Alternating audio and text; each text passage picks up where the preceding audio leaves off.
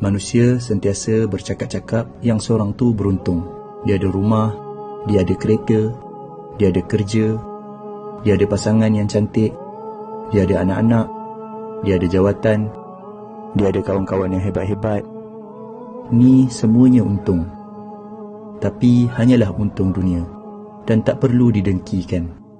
Yang beruntung, yang tahu bahawa baca 2 ayat terakhir surah Al-Baqarah dalam satu malam akan mencukupkannya, lalu dia pun amalkan. Yang beruntung, yang tahu bahawa siapa baca ayat Al-Kursi selepas setiap kali salat, tiada halangan untuk masuk syurga kecuali mati, lalu dia pun amalkan.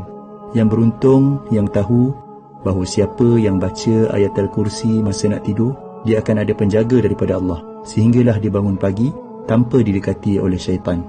Yang beruntung, yang tahu bahawa baca surat Al-Ikhlas 3 kali menyamai pahala khatam Al-Quran Al-Karim, lalu dia pun amalkan. Yang beruntung, yang tahu bahawa siapa minta ampun untuk seluruh orang beriman, lelaki dan perempuan, Allah akan menuliskan 1 pahala bagi setiap seorang tadi, lalu dia pun amalkan. Yang beruntung, yang tahu, yang sebut Maha Suci Allah, segala puji bagi Allah, tiada Tuhan selain Allah, dan Allah Maha Besar, lebih baik daripada seluruh yang terkena matahari, lalu dia pun amalkan.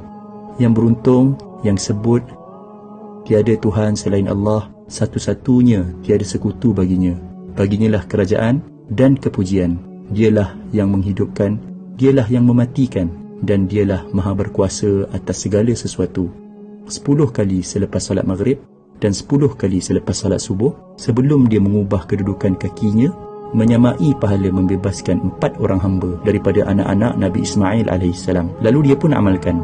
Yang beruntung, yang tahu, yang siapa yang sebut ketika mendengar azan, Ya Allah, Tuhan yang menguasai seruan azan yang sempurna ini dan salat yang didirikan, kurniakanlah kepada Muhammad kedudukan yang tinggi dan terpuji, dan bangkitkanlah dia di kedudukan yang terpuji yang telah engkau janjikan. Dia akan mendapat syafaat Nabi Muhammad sallallahu alaihi wasallam pada hari kiamat. Lalu dia pun amalkan.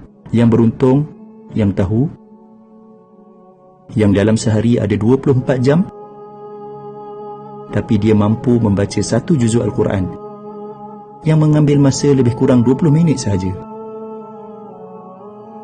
Yang beruntung, yang tahu, yang waktu duha ada lebih kurang 6 jam dan dia mampu untuk solat 2 rakaat duha yang biasanya tak sampai 5 minit pun. Yang beruntung, yang tahu, yang waktu malam ada hampir 11 jam dan dia mampu untuk salat witir 1 rakaat yang mungkin tak sampai 3 minit pun.